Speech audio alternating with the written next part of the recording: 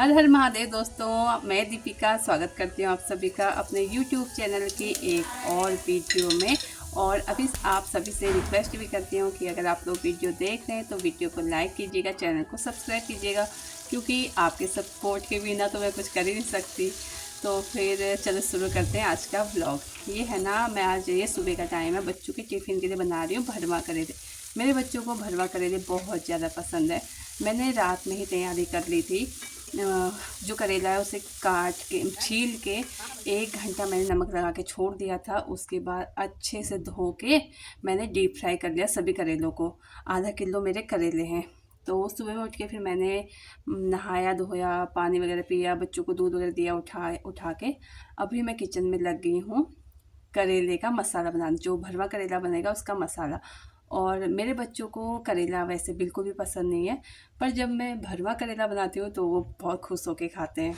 खास करके उन्हें इसका मसाला पसंद है। तो दोस्तों, जैसे कि आप देख रहे हैं, यहाँ पे मैंने सबसे पहले सरसों का तेल लिया था, उस पर जीरा और हींग का छौंका दिया।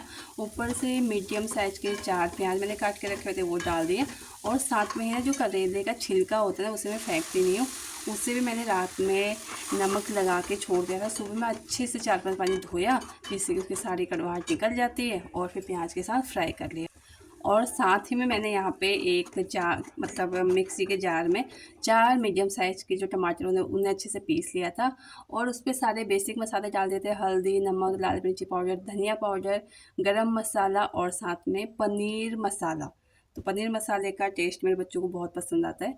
तो ये सारा कुछ मैंने डाल के कस्तूरी मेथी भी डाली थी, अच्छे से मसाले को पका लिया था। मतलब होता है ना कि पूरा पता लग जाता है कि मसाला अच्छे से पक चुका है। आप देख ही रहे हैं यहाँ पे। फिर मैंने एक एक करके सारे करेलों के अंदर ये मसाला भर दिया। और सारे करेले भरने के बाद भी 2-3 करेले के जितना मसाला मेरे पास बच गया था। तो अब मैं क्या करूँगी, यहाँ पे जिस पैन में मैंने करेलों का मसाला बनाया था ना, उसमें मैंने 1 चम्मच तेल लिया और सारे करेले उस पर लगा दिए। अभी जो मसाला बच गया था ना, उसे मैं ऊपर से डाल रही हूँ, जिससे कि ये सारे करेलों में अच्छे से लिपट जाए और करेले टेस्टी बन जाएंगे। तो 5-7 मिनट मैंने करेले जो है फ्राई किए ढक के लो फ्लेम पे। अभी यहाँ पे बच्चों का टिफ़िन पैक कर लिया है, बच्चों की रोटी बनाई थी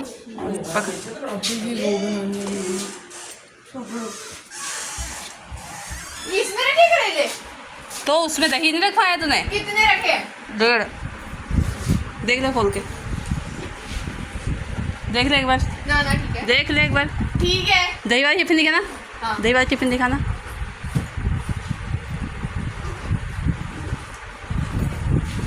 उसने भी रखा है, तूने भी रखा दही। उसने मेरे वाला टिफिन रख दिया और मैं वो वाला टिफिन ले जाता था। पापा चल लो यार बाहर को। मैंने ना बच्चों को टिफ़िन में रोटी, भरवा करेले और दही दिया था। बच्चों को भरवा करेले के साथ दही बहुत ज़्यादा पसंद है। तो बाकी मैं रोटी वगैरह बनाते हुए, बाकी किचन की क्लीनिंग वगैरह करते हुए कुछ भी शूट नहीं कर पाई। मैं जल्दी जल्दी काम किया, क्योंकि भूमि के पापा को आपने देखा, वो बच्चों के साथ ही तैयार हो गए थे। उन्हें आज शॉप पे जल्दी जाना था, तो मेरे सुबह सुबह सारे काम निपट गए। और अगर वीडियो बनाती रहती ना मैं, तो उसमें बहुत ज़्यादा टाइम लग जाता, फिर वो गुस्सा करते बहुत ज़्यादा। तो आप देख ही रहे, फ़िलहाल 8:30 बजे का टाइम है और किचन का भी सारा काम मेरा हो गया है। बेड़ा वगैरह सारा मैंने धो लिया है, रूम भी मैंने अच्छे से क्लीन कर लिया है। अभी मुझे ना आज एक काम करना है, और शुक्र है कि भूमि के पापा आज जल्दी चले गए। भूमि के पापा जल्दी जाते हैं ना, तो मेरा काम भी जल्द टाइम से हो जाता है। अगर वो लेट जाते हैं, फिर मेरे काम में भी लेट हूँ, मैं भी काम में लेट होती रहती हूँ। तो सुबह के मेरे सारे काम हो चुके हैं। बाकी सूट मैंने ज़्यादा कुछ किया नहीं, सिर्फ आपको भरवा करेला कैसे बनाया वही दिखाया। अभी यहाँ पे मैं इस रूम में आई हूँ। ये ना मेरे जो सबसे बड़ी जेठानी है ना, उनका रूम है। उन लोगों ने ना अपना मकान बना लिया है, बहुत अच्छा मकान बनाया है। जैसे कि कहते हैं ना, सपनों का महल होता है, तो शायद वो उनके सपनों का ही महल होगा। बहुत अच्छा बनाया, बहुत अच्छे से सजाया उस घर को। तो ये रूम उन्हीं का था। अभी वो खाली करके गए हैं, तो ये हमने ले लिया है। फिर मैंने क्या किया, कल एक भैया बुलाए थे भूमि के पापा ने। एक ही दिन में उन्होंने पूरे रूम में पेंट किया है। और पेंट भूमि कुछ और मांग रही थी, पर उन्होंने कुछ और ही कर दिया। भूमि थोड़ा गुस्सा थी। तो दोस्तों, अभी यहाँ पे मैं लग चुकी हूँ। अब रूम की सफाई करने के लिए पूरी तरह से मैं तैयार हूँ। सबसे पहले मैंने शोकेस जो है वो साफ़ किया। और अभी आप देख रहे हैं ना जो बॉक्सेस, ये ना हमें जो जो जेठानी है, जेठानी के जो बेटा है उसके फ्रेंड के। ये लोग चंडीगढ़ में साथ में कॉलेज करते थे और कॉलेज करते करते उसकी जॉब लग गई। फिर वहाँ पे जितना भी सामान था वो सारा सामान है ना हमारे घर पे पहुँचा गया। अभी 6-7 साल हो गए, वो ले जाने का नाम ही नहीं ले रहा। मम्मी तो कई बार डरते हैं, मम्मी कहते हैं पता नहीं इसके अंदर कुछ ऐसे गलत सामान ना हो, कल को हमारे पास केस ना, हमारे ऊपर केस ना हो जाए, पुलिस ना आए। मैं उसे इतने फ़ोन कर दिए, इतनी बार बोल दिया है लेके जा, पर वो आ ही नहीं रहा है। पता नहीं उसे ज़रूरत नहीं है या उसके पास टाइम नहीं है, क्या है। पर ये इतने बड़े बड़े बॉक्स है ना, बहुत भारी भारी बॉक्स है। जो मैंने स्पीड बढ़ाई है ना, इसकी वजह से आपको नहीं पता चला होगा कि इनमें कितना वेट है। अगर मैं आपको नॉर्मल उसमें दिखाती ना जो स्पीड में, तो ये इसे उठाने में मुझे बहुत जान लगी थी। फिर मैंने इसके बाद यहाँ पे रूम की सफाई शुरू कर दी। मतलब जो मोटा मोटा कूड़ा है ना वो मैं झाड़ दे रही हूँ। ये सारा कूड़ा है ना, जब मैं धोऊंगी तो फिर ये पूरे बेड़े में जाता, पानी के साथ तो नाली में जाता, नाली बंद होने का डर रहता है। इसलिए मैंने पहले सारा ही कूड़ा झाड़ के उठा लिया है। और आप देख रहे हैं मैंने मास्क लगाया हुआ है, क्योंकि है ना जो धूल मिट्टी उड़ती है। और वैसे भी मुझे ना थोड़ा सांस की प्रॉब्लम है, तो थोड़ा धूल डस्ट का काम हो गया। और जब मैं बाथरूम वगैरह टॉयलेट वगैरह साफ़ करती हूँ उस पर एसिड का यूज होता है, उसका जो निकलता है उस पर धुआं सा निकलता है, उससे हो गया। जब हम चूल्हा जलाते हैं उसका जो धुआं निकलता है उन सब से हो गया। मुझे ना बहुत ज़्यादा सांस की प्रॉब्लम हो जाती है, और जब सीज़न बदलता है उस टाइम पे भी। अभी यहाँ पे अब मैं रूम को धोऊंगी अच्छे से पानी से।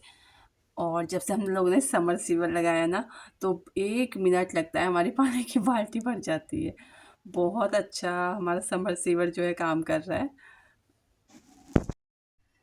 तो दोस्तों कुछ इस तरीके से मैं कर रही हूँ रूम की सफाई। और अभी यहाँ पे रगड़ाई चल रही है मेरी, क्योंकि जब जब कल भैया पेंट कर रहे थे ना, तो मैंने हाथ के हाथ सफाई नहीं की। मतलब जो पेंट जम जाता है उसे मैं हाथ के हाथ पोंछ लेती ना, तो अभी ये इस तरीके से मुझे नहीं करना पड़ता।